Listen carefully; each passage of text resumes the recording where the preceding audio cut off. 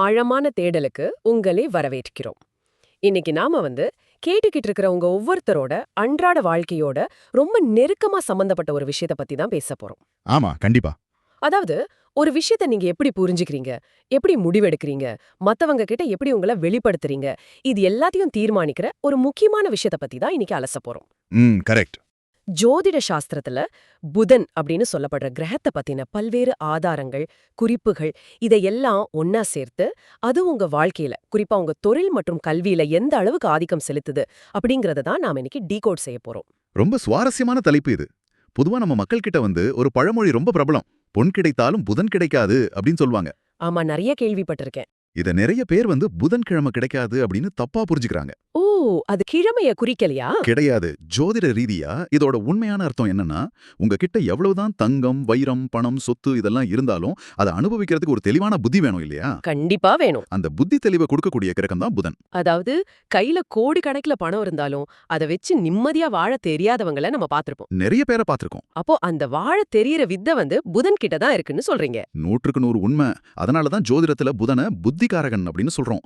உங்க மூளையோட அந்த ப்ராசசிங் ஸ்பீடு எப்படி இருக்கும் அப்படிங்கறத புதன் தான் தீர்மானிக்கிறாரு. ப்ராசசிங் ஸ்பீடு, சூப்பர் வார்த்தை. ஆமா, இதுல நீங்க கவனிக்க வேண்டிய ரொம்ப முக்கியமான ஒரு விஷயம் இருக்கு.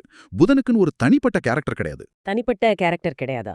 ஆமா, அவர் ஒரு அலிகிரகம் அல்லது இரட்டை தன்மை கொண்டவர்னு சாஸ்திரம் சொல்லுது. ஒரு நிமிஷம், தனிப்பட்ட கேரக்டர் கிடையாதுன்னா எப்படி அவர் செயல்படுவார்? ஒரு பச்சோந்தி மாதிரி சூழ்நிலைக்கு ஏத்த மாதிரி மாறிக்குவாரா? எக்ஸாக்ட்லி. பச்சோந்தி உதாரணம் ரொம்ப பொருத்தம். இன்னைக்கு இருக்கிற மாடர்ன் உலகத்துல அடாப்டபிலிட்டி, அதாவது சூழ்நிலைக்கு ஏத்த மாதிரி தங்களை மாத்திக்கிற திறன் தான் வெற்றிக்கான முதல் படி. அது உண்மைதான். புதன் எந்த கிரகத்தோட சேருகிறாரோ அல்லது எந்த இடத்துல இருக்கிறாரோ அதோட குணத்தை அப்படியே உள்வாங்கி பிரதிபலிப்பார். ஒரு நல்ல சுப கிரகத்தோட சேர்ந்தா இவர் ரொம்ப நல்லவரா மாறிடுவார். ஓஹோ. அதுவே ஒரு பாவ கிரகத்தோட சேர்ந்தா நெகட்டிவான விஷயங்களை செய்ய ஆரம்பிச்சிடுவார். ஒரு கண்ணாடிக்கு முன்னாடி நீங்க என்ன வைக்கிறீங்களோ அதை தானே அது காட்டும். ஆமா, அது போலதான் புதனும். இந்த உதாரணம் ரொம்ப தெளிவா புரிய வைக்குது. இது அப்படியே கேட்டுக்கிட்டு இருக்கிற நம்ம நேயர்களோட அன்றாட வாழ்க்கையோட கனெக்ட் பண்ணி பாப்போம். இன்னைக்கு இருக்கிற இந்த 21ஆம் நூற்றாண்டுல எந்தெந்த துறைகள் எல்லாம் இந்த புதனோட கட்டுப்பாட்டுல வருது? நீங்க கொஞ்சம் சுத்தி முத்தி பாத்தீங்கன்னா இன்னைக்கு உலகத்தையே ஆட்டி படைக்கிற பல துறைகள் புதனோட கைக்குள்ளதான் இருக்கு. அப்படியா?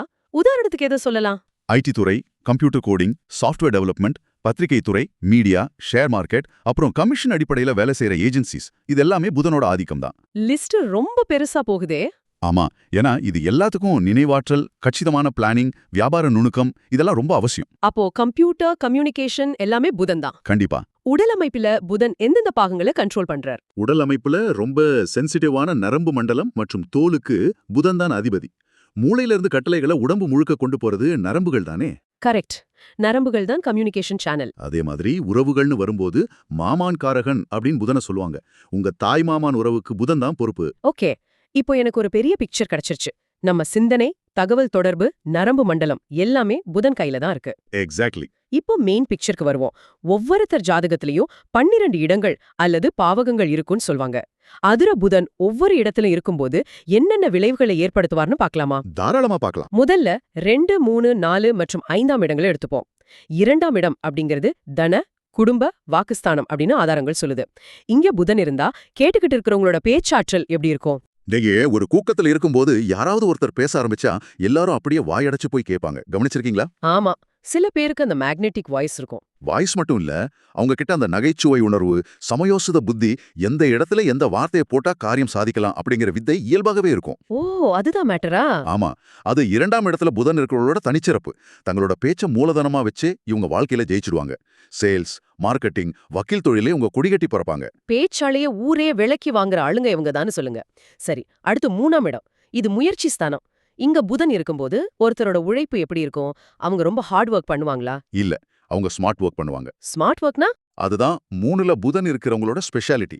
உடல் உழைப்பை விட மூளையை பயன்படுத்தி எப்படி ஒரு காரியத்தை சுலபமா முடிக்கலாம்னு யோசிப்பாங்க. அதாவது குறுக்கு வழியா? குறுக்கு வழின்னு சொல்ல முடியாது, எஃபிஷியன்ட்டா வேலை செய்யறது. ஒரு ஆபீஸ்ல 10 மணி நேரம் செய்ய வேண்டிய வேலையை ஒரு சின்ன சாஃப்ட்வேர் மூலமா ஆட்டோமேட் பண்ணிட்டு காஃபி குடிச்சிட்டு இருக்கிற ஆட்கள் இவங்க தான். கம்யூனிகேஷன் துறை, கணினி துறையில இவங்களுக்கு அபாரமான வளர்ச்சி இருக்கும். மூளைய கசக்காம மூலதனமாக்குறாங்க. அடுத்து 4ஆம் இடம். இது சுக மற்றும் வித்யாஸ்தானம். வித்யானா கல்வி. இங்க புதன் இருந்தா அவங்க பெரிய படிப்பாளியா இருப்பாங்களா? கண்டிப்பா. ஆனா ஒரு நிமிஷம், குறிப்புகள்ல இங்க கேந்திராதிபத்திய தோஷம் அப்படின்னு ஒரு வார்த்தை இருக்கு. தோஷம் அப்படின்னாலே சாமானிய மக்களுக்கு ஒரு பயம் வருமே, அதுவும் கல்வியை கொடுக்கற இடத்துல தோஷமா? இதுக்கு என்ன அர்த்தம்னா கொஞ்சம் எளிமையா விளக்குங்களேன். ரொம்ப முக்கியமான கேள்வி இது. முதல்ல 4ல புதன் இருந்தா கல்வியில ரொம்ப சிறப்பான வளர்ச்சி இருக்கும்.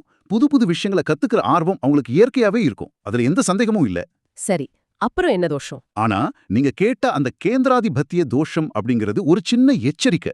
ஜோதிடத்துல கேந்திர ஸ்தானங்கள்ல, அதாவது 1, 4, 7, 10ஆம் இடங்கள்ல ஒரு முழுமையான சுப கிரகம் தனித்திருந்தா அது இந்த தோஷத்தை கொடுக்கணும் ரூல் இருக்கு. அதாவது அளவுக்கு அதிகமா நல்லது செஞ்சா அதுவே பிரச்சனையா மாறிடுமா? சரியா புடிச்சிட்டீங்க. ஒருத்தருக்கு சின்ன வயசுல இருந்தே எல்லாமே ரொம்ப சுலபமா எந்த கஷ்டமும் இல்லாம கிடைச்சிடுச்சுன்னு வச்சுக்கோங்க. அவங்களுக்கு வாழ்க்கையில போராடுற குணமே இல்லாம போயிடும் இல்லையா? ஆமா, ஒரு கம்ஃபர்ட் ஜோன்ல செட்டில் ஆயிடுவாங்க. எக்ஸாக்ட்லி. நமக்கு தான் எல்லாம் தெரியுமே, நாம ஏன் கஷ்டப்படணும் அப்படிங்கிற ஒரு மெத்தன போக்கு வந்துடும். அதுதான் இந்த தோஷத்தோட உளவியல் அர்த்தம்.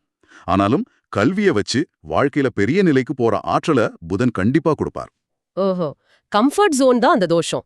சூப்பர் விளக்கம். அடுத்து 5ஆம் இடம் பூர்வ புண்ணிய ஸ்தானம். இங்கே புதன் இருந்தா அவங்களோட படைப்பாற்றல், அதாவது கிரியேட்டிவிட்டி எப்படி இருக்கும்? புத்திசாலித்தனத்துக்கும் ரொமான்ஸுக்கும் என்ன சம்பந்தம்? 5ஆம் இடம் அப்படிங்கிறது கற்பனை வளத்தையும் காதலையும் குழந்தைங்களையும் குறிக்கிற இடம். இங்க புதன் வரும்போது அவங்களோட மூளை எப்பவுமே புதுசா எதையாவது கிரியேட் பண்ண துடிச்சுக்கிட்டே இருக்கும். அப்போ ஆர்டிஸ்ட் மாதிரி ஆட்களா? ஆமா, ஒரு ஆட் ஏஜென்சில கிரியேட்டிவ் டைரக்டராவோ அல்லது ஒரு புதிய டெக்னாலஜியை கண்டுபிடிக்கிறவங்களாவும் இருப்பாங்க. காதல் விஷயத்துல இவங்க ரொம்ப ஆக்டிவா இருப்பாங்க. ஓ, ரொமான்டிக் டைப்பு. கண்டிப்பா. ஏன்னா நல்ல கற்பனை வளம் இருக்கிறவங்களால தான் காதலை அழகா வெளிப்படுத்த முடியும். அது மட்டும் இல்லாம இவங்களுக்கு பிறக்கிற குழந்தைகள் நல்ல அறிவாளியா, படிப்பில் கெட்டிக்காரர்களாக இருப்பாங்க. இது கேட்கவே ரொம்ப நல்லா இருக்கு. 2 முதல் 5 வரை இருக்கிற இடங்கள் எல்லாமே அறிவாற்றல், பேச்சாற்றல்னு பாசிட்டிவா போகுது. இப்போ நான் ஒரு முக்கியமான பகுதிக்கு வரப்போறேன். சொல்லுங்க. பொதுவா ஜோதிடம் தெரிஞ்சவங்களுக்கு 6 மற்றும் 8ஆம் இடங்கள் அப்படின்னாலே ஒரு உதறல் இருக்கும். ஏன்னா அது மறைவு ஸ்தானங்கள், கஷ்டத்தை கொடுக்கும்னு நம்பப்படுது. ஆனா புதனுக்கு மட்டும் மறைந்த புதன் நிறைந்து தருவார் அப்படின்னு ஒரு ஸ்பெஷல் ரூல் இருக்கே. புதன் எப்படி அந்த கெட்ட இடங்கள்ல போய் நன்மைய செய்வார்? இது கொஞ்சம் உன்னிப்பா கவனிங்க. இது ஒரு ஆழமான உளவியல் உண்மை. பொதுவா மத்த கிரகங்கள் 6 அல்லது 8ல மறையும் போது அவங்களோட பலம் குறையலாம். ஆனா புதன் அப்படிங்கிறது உங்க அறிவு. ஓகே, அறிவு ஒரு இருட்டான, சவாலான இடத்துக்கு போகும்போது அது இன்னும் ஷார்ப் ஆகுது. கொஞ்சம் விளக்கமா சொல்ல முடியுமா? 6ஆம் இடத்தை எடுத்துப்போம். அது ருணரோக சத்ருஸ்தானம், அதாவது கடன், நோய், எதிரி. இந்த இடத்துல புதன் இருந்தா என்ன நடக்கும்? 6ல புதன் இருந்தா அவங்களுக்கு எதிரிகளை பத்தின துல்லியமான கணக்கீடு இருக்கும். எதிரி என்ன ஸ்ட்ராட்டஜி யூஸ் பண்றான்னு இவங்க மூளை ஈஸியா கண்டுபிடிச்சிடும். வாவ், அப்போ இவங்களை ஏமாத்துறது கஷ்டம். ரொம்ப கஷ்டம். அதனால கல்வியிலயோ போட்டியிலயோ இவங்களை வீழ்த்துறது சாத்தியமில்லாத ஒண்ணு. முக்கியமா சொந்த ஊரை விட்டு வெளியூர்ல போய் வேலை செஞ்சா இவங்களுக்கு மிகப்பெரிய சக்சஸ் கிடைக்கும். ஆனா இதுல எந்த நெகட்டிவ் விஷயமும் இல்லையா? நோயின்னு ஒரு வார்த்தை சொன்னீங்களே. அங்கெல்லாம் ஒரு பெரிய பிரச்சனை இருக்கு. நான் ஏற்கனவே சொன்னேன், புதன் நரம்பு மண்டலத்தை கண்ட்ரோல் பண்றாருன்னு. 6ஆம் இடம் நோயை குறிக்கும். அப்போ நரம்பு சம்பந்தப்பட்ட பிரச்சனை வருமா? ஆமா, இந்த இடத்துல புதன் இருக்கும்போது இவங்க எதையாவது ஓவரா திங்க் பண்ணிட்டே இருப்பாங்க. அந்த மன அழுத்தம், ஸ்ட்ரெஸ் நேரா நரம்புகளை பாதிச்சு உடல் சோர்வாகவோ அல்லது தோலில் அலர்ஜியாகவோ வெளியில வரும். ஓ, ஸ்கின் இஷ்யூஸ் கூட வருமா? ஆமா, மென்டல் பர்ன் அவுட் ஆகிறதுக்கான வாய்ப்பு அதிகம். வேலை வாய்ப்புல சின்ன சின்ன தாமதங்களும் ஏற்படலாம். மைண்ட் ஸ்ட்ரெஸ் ஆனா அது உடம்புல, தோல்ல அலர்ஜியா வருது. சயின்ஸும் ஜோதிடமும் எப்படி கனெக்ட் ஆகுது பாருங்க.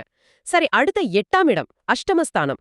ஒரு மனிதனோட ஆயுள், திடீர் வீழ்ச்சி, இதையெல்லாம் குறிக்கிற இடம். இங்க போய் புதன் உட்கார்ந்தா நிலைமை என்ன? இது உண்மையிலே பலருக்கும் ஆச்சரியத்தை கொடுக்கிற ஒரு விஷயம். 8ல புதன் இருக்கிறது ரொம்ப அற்புதமான ஒரு அமைப்பா பார்க்கப்படுது. 8ல் இருந்தா நல்லதா? நம்பவே முடியலையே. நிஜமாதான். முதல்ல இது நீண்ட ஆயுளை தரும். இரண்டாவதா இவங்களோட சிந்தனை சாமானிய மக்கள் மாதிரி மேலோட்டமா இருக்காது.